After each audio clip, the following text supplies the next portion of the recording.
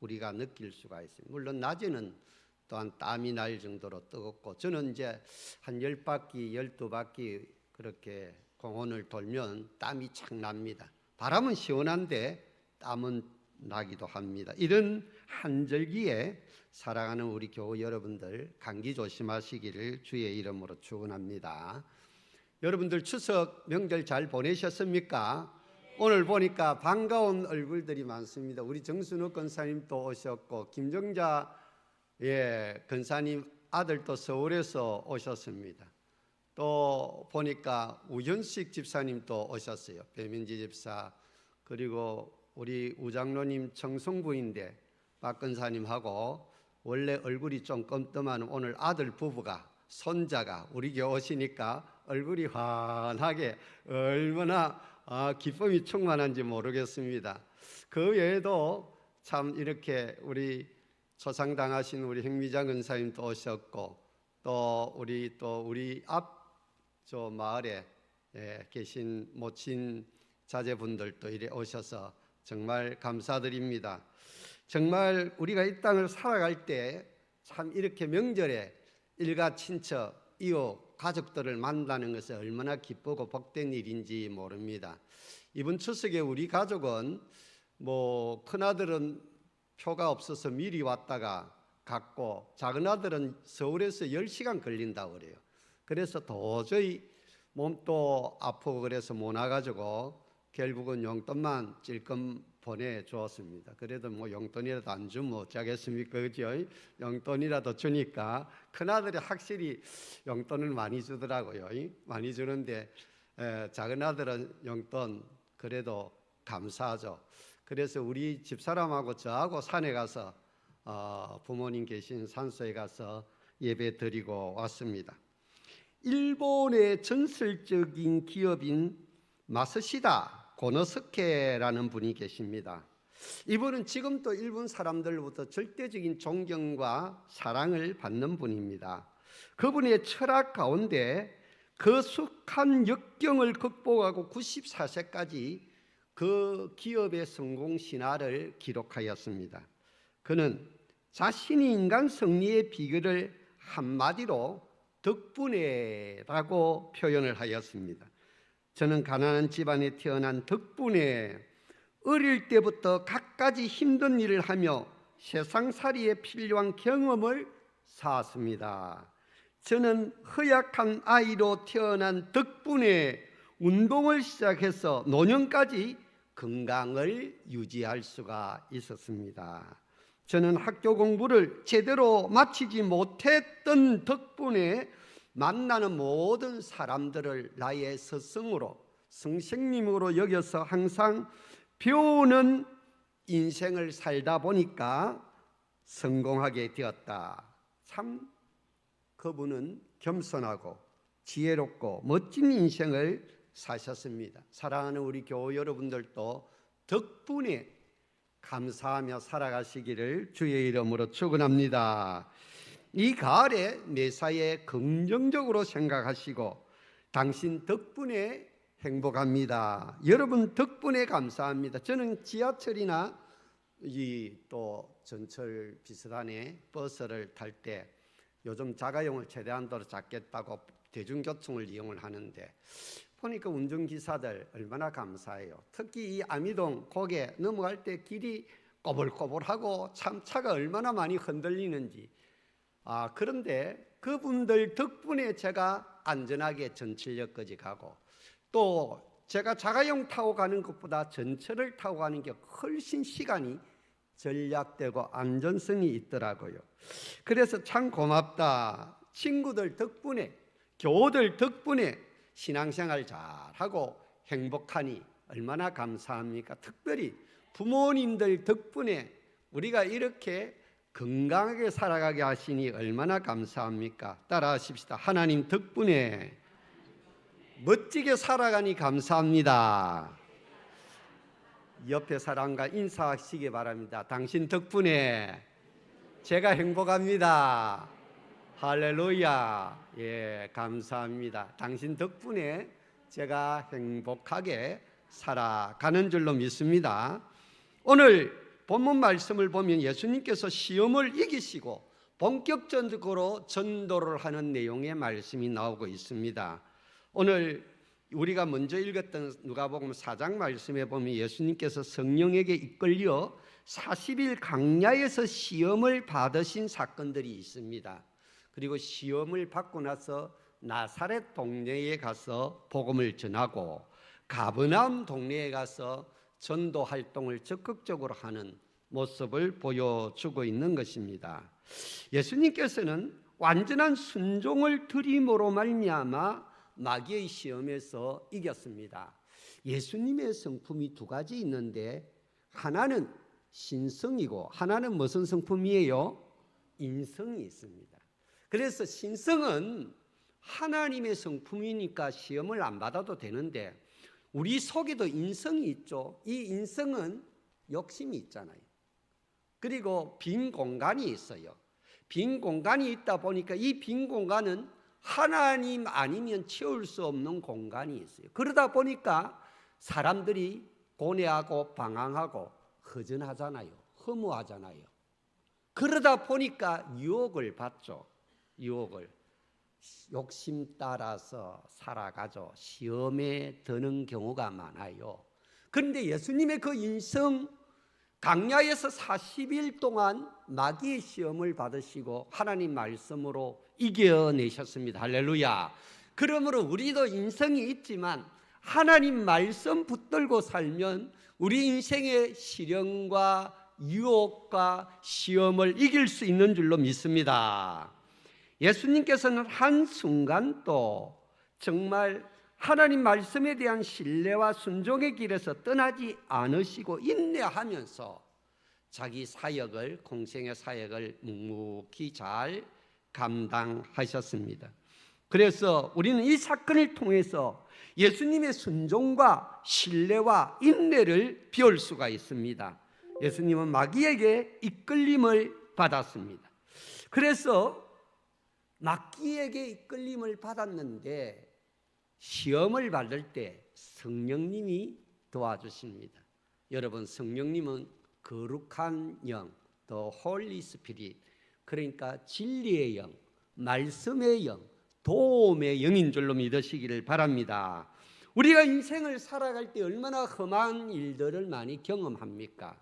그런데 우리가 기도하면 하나님의 영, 성령님이, 거룩한 진리의 영이 우리를 도와주시는 것입니다.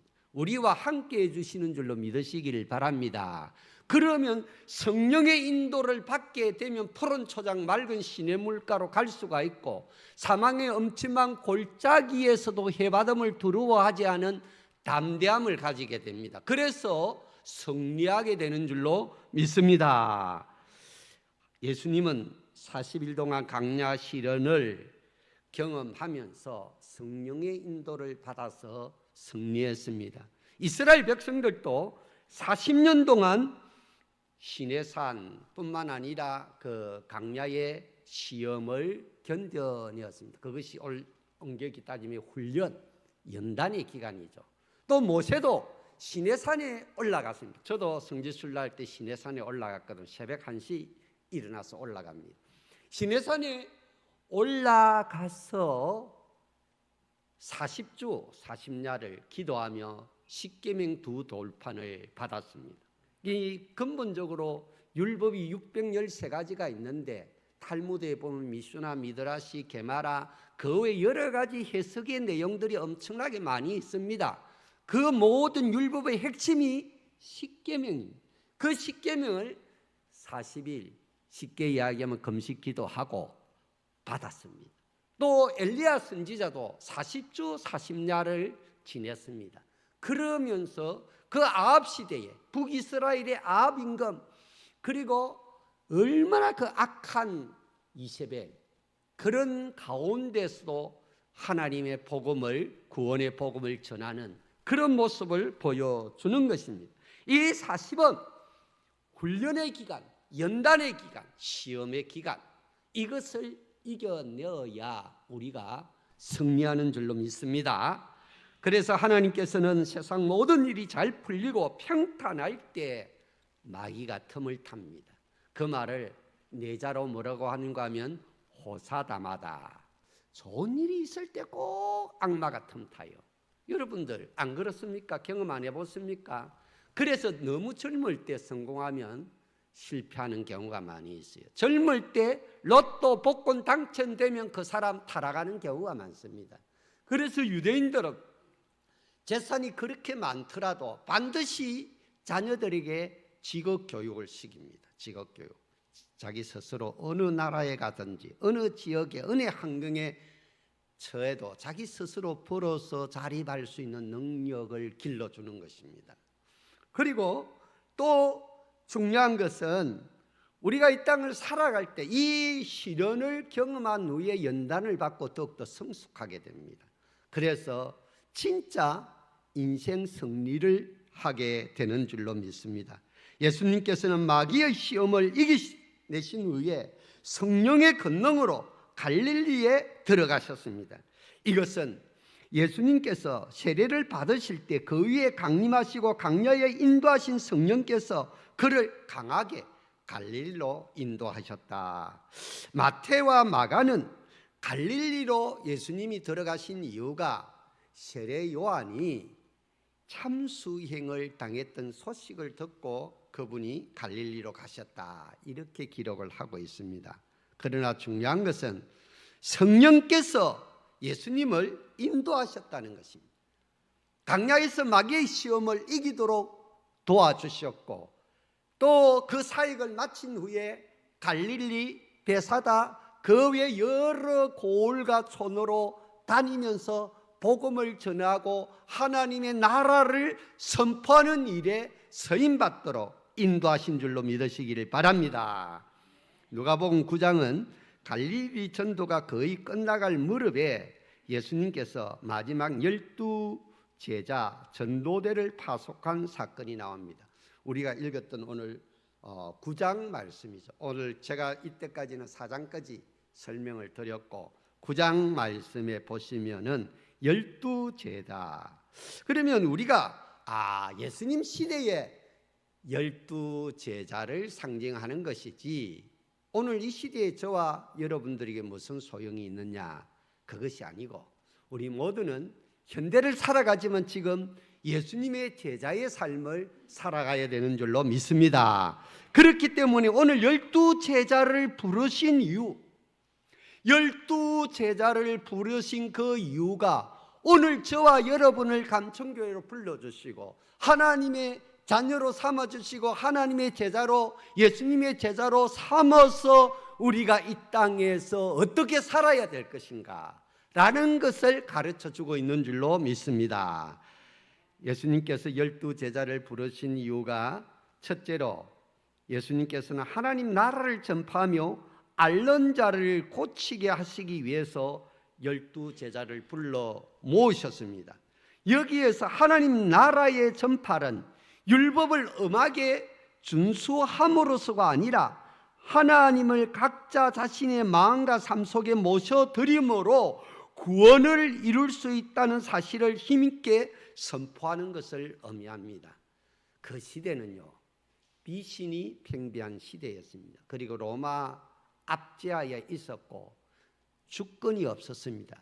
나라가 있기는 있는데 제대로 독립을 하지 못한 식민지 국가였습니다. 그러다 보니까 굉장히 이 악령, 마귀, 귀신, 잡신, 미신, 또 사탄의 역사가 많이 나타났습니다. 그리고 또 병자들이 엄청나게 많았습니다. 사막지대다 보니까 물도 석회한 물입니다. 그러니까 이 모래바람이 눈에 들어가면 소경이 많이 됩니다. 그래서 의외로 성경에 보면 나면서 소경된 자, 요즘은 그렇게 표현을 안 하고 시각장애인이라고 표현을 하죠.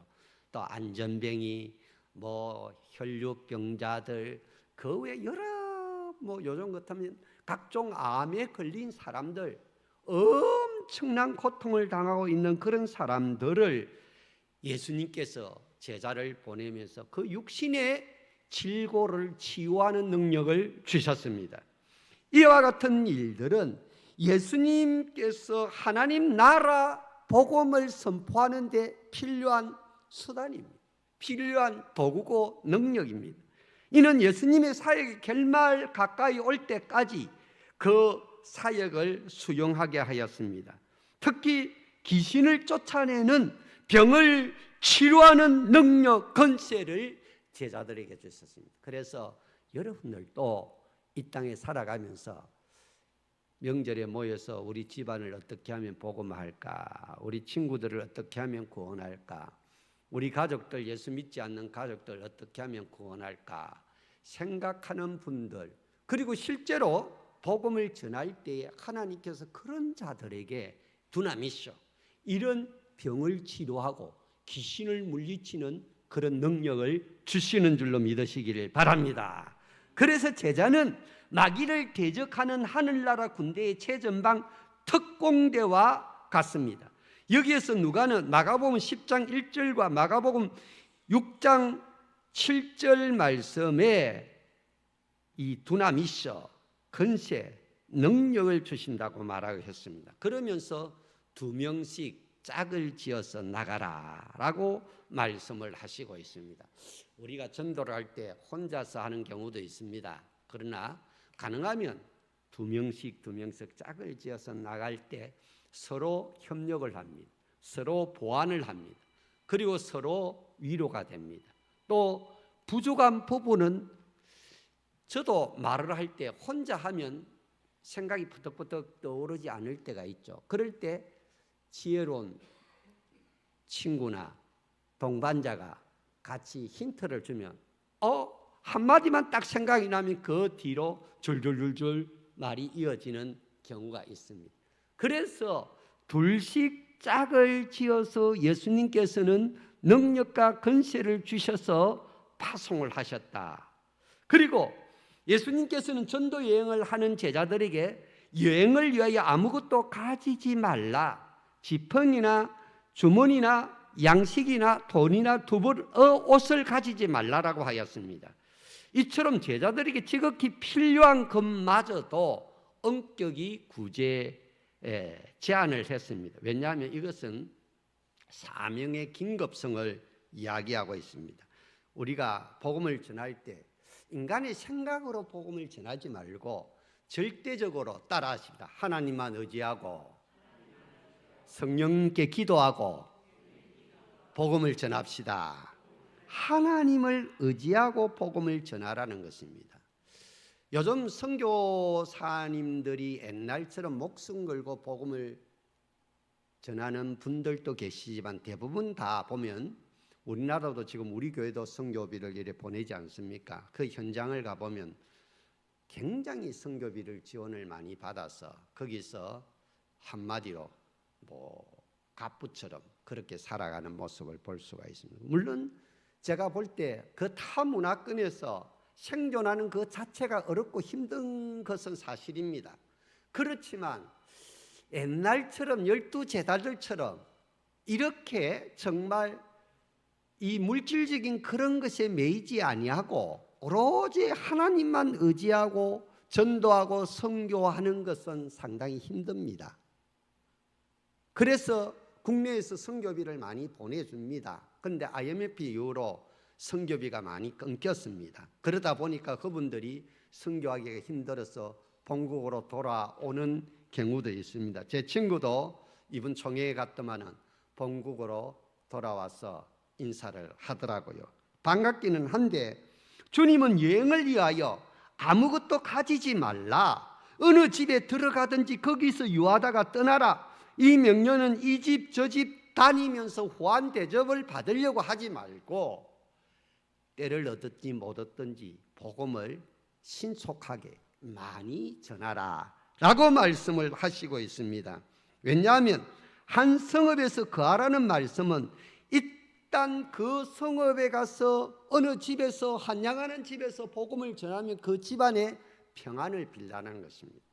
평안을 빌면 그 집안의 평안이 축복이 임하면은 큰 역사가 나타난다는 것입니다. 다윗 시대에 정말 아료다 타락마당이라는 것이 있습니다. 다윗이 왕이 되고 왕궁을 짓고 성전을 건축하지 못했지만 자기가 유리방황할 때 하나님을 절대적으로 의지하면서 많은 시편을 지었는데 가장 그 마음속에 소원이 무엇이었는가 하면은 법궤를 예루살렘으로 모셔서 하나님께 예배하는 일을 하고 싶었습니다. 그런데 법궤를 옮기다가 원래 어깨에 메고 이렇게 와야 되는데 거리가 멀다 보니까 수레에 싣고 오다 보니까 타작마당, 아리오드 타작마당에 법궤가 흔들렸습니다. 우사라는 분이 법궤를 손으로 잡았습니다. 흔들려 떨어지려고 하니까 원래는 법궤는 은으로 목도 같은 것으로 이렇게 어깨에 끈으로 해서 메어야 되는 것입니다. 메어서 옮겨야 돼. 힘들지만 그 하나님 말씀을 그분들이 몰라서 그랬는지 알고도 실수해서 그랬는지 모르지만 그들이 그 자리에서 즉사하고 말았습니다. 그래서 이 법궤가 예루살렘으로 들어오지 못하고 집에 3개월 동안 있는 그 집에 하나님께서 어마어마한 축복의 역사를 이루어 주셨다라는 것입니다. 그러니까 전도자가, 선교사가 여러분들 집에 오시면 할렐루야 하고 아멘 하고 받아들이고 잘 대접하고 공개하면 하나님의 복이 누르고 흔들어 넘치도록 쏟아지고 무엇보다도 평안의 축복이 임하는 줄로 믿으시기를 바랍니다. 그런데 중요한 것은 그 가정이 그것을 받아들일 형편이 안 되면 먼지를 털고 떠나라 라고 말하고 있습니다. 한대하는 가정은 자신에게 기원하듯 진실하게 평안을 빌어주는데 그 가정이 평안을 받아들이면 그 가정의 축복으로 돌아오고 그 가정이 평안을 받아들일 분위기가 안 되면 그 빈 평안이 자기에게로 축복으로 돌아온다라는 사실입니다. 그래서 예수님께서는 제자들에게 그들을 영접하지 않는 성읍을 만나거든 그 성에서 떠날 때 너희 발에서 먼지를 떨어버리라 라고 5절에 말하고 있습니다. 신발에 먼지를 든다. 이것은 유대인들이 이방 지역을 다니다가 이방 지역은 부정하다고 생각을 했어요. 그래서 사마리아 지역 같은 데도 잘 안 가고 그리고 이방인은 지옥의 불쏘시개감이다 이렇게 생각을 해서 접촉을 꺼려 했습니다. 그러다 보니까 성지로 들어갈 때 그 이방에서 묻었던 그 먼지를 옷의 먼지를 터는 습관이 있었습니다. 그렇게 하면 자신들이 거룩하게 되고 청결하게 된다 라고 생각을 했습니다. 그런 습관이 있다 보니까 남의 집에 들어가서 한영하면 그 집에 축복을 내주고 한영하지 않으면 먼지를 떨어버리고 나오라 라고 말하고 있는 것입니다. 이런 자들은 실제로 영적인 아브라함의 자손이라 일컬을 자격이 없다는 것입니다. 왜? 하나님의 이름으로 갖고 구원의 복음을 전하기 위해서 그 집을 사용하는데 왜 그렇게 영접을 안 하고 핍박을 하고 박해를 하는가? 사도 바울은요 참 엄청난 박해를 받았죠.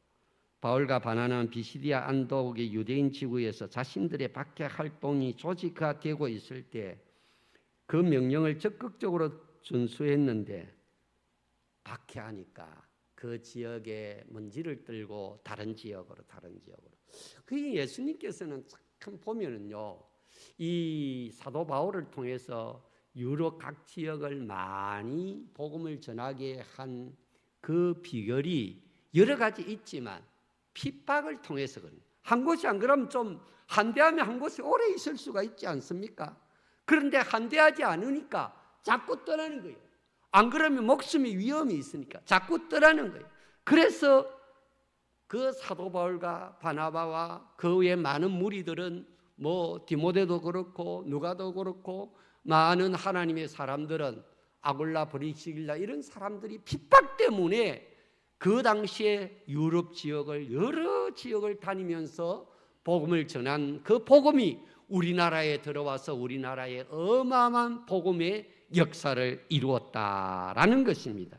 그래서 예수님께서는 제자들에게 그들을 영접하지 않는 자들의 성읍에는 먼지를 떨어버리고 나가라는 것입니다. 그리고 제자들이 가장 중요한 사명은 복음을 전파하는 것이죠. 복음을 전파하는 이유는 구원의 역사를 이루기 위해서, 따라하십니다. 이 세상을 구원하시기 위해서 복음을 전파해야 됩니다. 오늘 10절 말씀, 예수님께서는 고기 잡는 집이란 베사다 지역으로 가십니다. 이 베사다 지역은 갈릴리 호수 북동쪽 연안에 위치한 곳으로서 헤롯의 통치 영역 밖에 있었으며 인적이 드문 조용한 마을이었습니다. 그리고 마가복음 6장 45절 말씀에 보니까 베드로, 안드레, 빌립의 고향이기도 하였습니다. 이처럼 예수님께서는 조용한 마을로 제자들을 데리고 가신 이유는 휴식도 취하고 좀 묵상도 하고 재충전하기 위해서 그렇게 했는데, 핍박이 있으니까 자꾸 배타적으로 나오니까 또 떠나고 또 떠나고 또 떠나면서 여러 지역에 다니면서 복음을 전하는 모습을 보여주고 있는 것입니다. 사랑하는 교우 여러분, 지금은 우리나라는 핍박의 시대가 아니죠. 그렇지만 사랑하는 교우 여러분, 여러분들이 복음을 전할 때 굉장히 어려움이 많죠. 사람들이 예수를 잘 안 믿죠. 그리고 또 굉장히 배타적인, 그리고 어떤 경우에는 굉장히 힘들 때가 많이 있습니다. 그럴지라도 우리는 꼭 기억해야 될 것은 복음을 때를 얻든지 못 얻든지 전해야 됩니다. 전하지 않으면 고린도전서 9장 16절에 보니까 우리에게 화가 임하리로다. 저주가 임한다는 거죠. 복음을 전하면 축복과 은혜와 생명의 역사가 일어나는데, 때로는 30배, 60배, 100배의 역사가 나타나는데, 복음을 전하지 않으면 내게 화가 미친다는 것입니다. 내게 화가 미친다는. 안산에 가면 안산 동상교회라고 김인중 목사님이 계십니다.